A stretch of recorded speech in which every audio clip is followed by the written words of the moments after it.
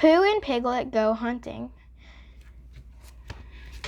Pooh and Piglet go hunting and nearly catch a woozle. The piglet lived in a very grand house in the middle of a beech tree, and the beech tree was in the middle of the forest, and the piglet lived in the middle of the house. Next to his house was a piece of broken board which had Trespassers W on it. When Christopher Robin asked the piglet what it meant, he said it was his grandfather's name and had been in the family for a long time. Christopher Robin said you couldn't be called Trespassers W, and Piglet said yes, you could, because his grandfather was, and it was short for Trespassers Will, which was short for Trespassers William. And his grandfather had two names in case he lost one: Trespassers after an uncle, and William after Trespassers. I've got two names, said Christopher Robin carelessly. Well, there you are, that proves it, said Piglet.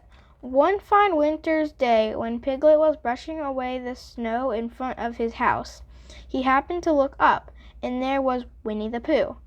Pooh was walking round and round in a circle, thinking of something else. And when Piglet called to him, he just went on talking. Hello, said Piglet. What are you doing? Hunting, said Pooh. Hunting what? Tracking something, said Winnie-the-Pooh very mysteriously.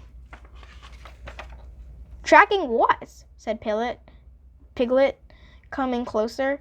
That's just what I asked myself. I asked myself, what? What do you think you'll answer? I shall have to wait until I catch up with it, said Winnie-the-Pooh. Now look there. He pointed to the ground in front of him.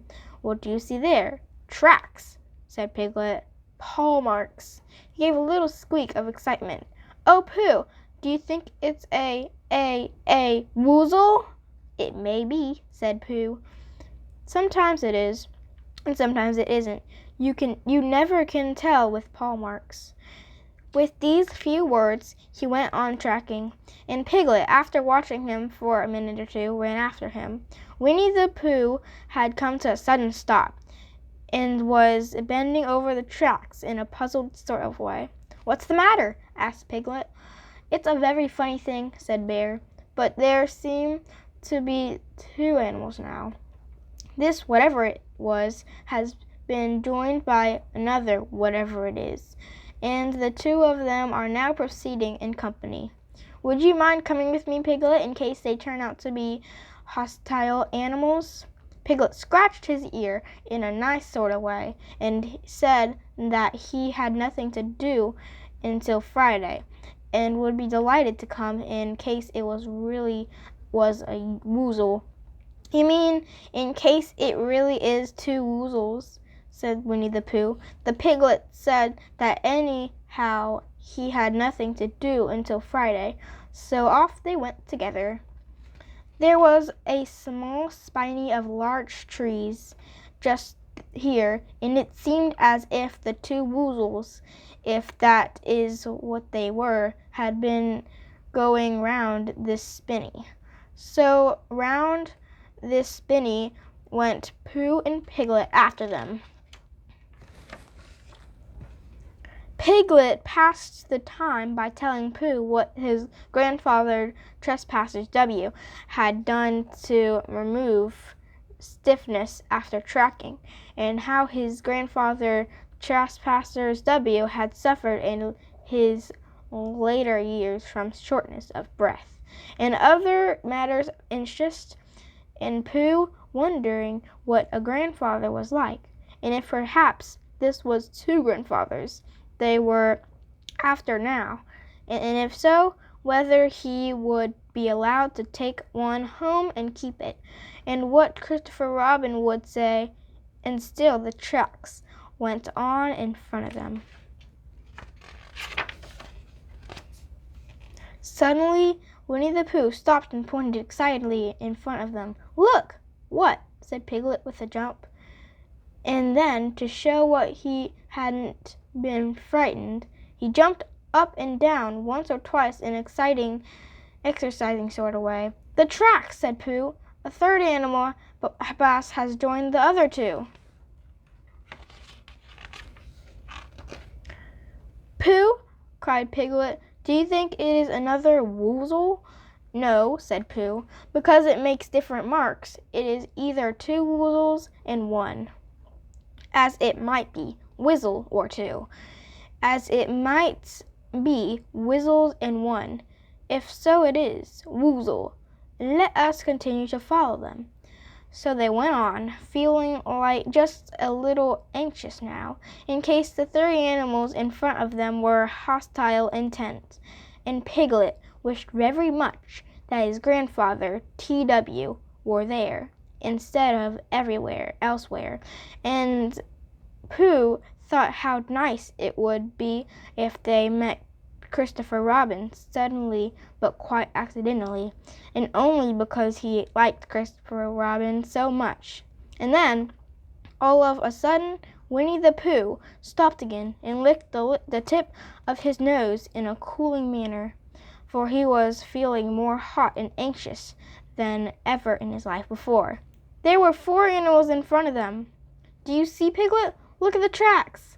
3, as if it were woozles, and 1 as it was Whizzle. Another woozle has joined them." And so it seemed to be. There were the tracks, crossing over each other here, getting muddled up with each other there, but quite plainly every now and then the tracks of 4 sets of paws. "I think," said Piglet, when he had licked the tip of his nose too, and found that it brought very little comfort, "I think that I have just remembered something. I have just remembered something that I forgot to do yesterday and shan't be able to do tomorrow. So I suppose I really ought to go back and do it now." "Well, do it this afternoon and I'll come with you," said Pooh.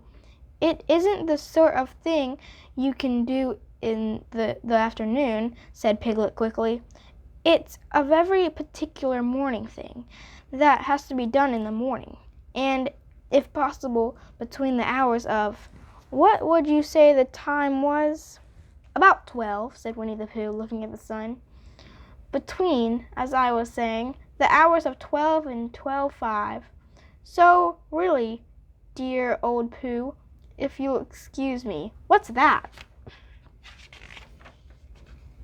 Pooh looked up at the sky, and then, as he heard the whistle again, he looked up into the branches of a big oak tree, and then he saw a friend of his. "It's Christopher Robin," he said.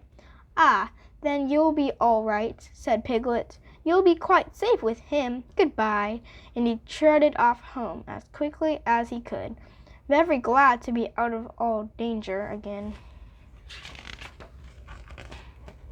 Christopher Robin came slowly down his tree. "Silly old bear," he said. "What were you doing?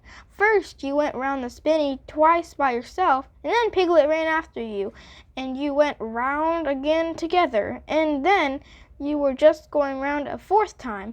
Wait a moment," said Winnie-the-Pooh, holding up his paw. He sat down and thought, in the most thoughtful way he could think. Then he fitted his paw into one of the tracks, and then he scratched his nose twice and stood up. "Yes," said Winnie-the-Pooh. "I see now," said Winnie-the-Pooh. "I have been foolish and deluded," said he, "and I am a bear of no brain at all." "You're the best bear in all the world," said Christopher Robin soothingly. Am I?" said Pooh hopefully, and then he brightened up suddenly. "Anyhow," he said, "it is nearly luncheon time," so he went home for it. The end.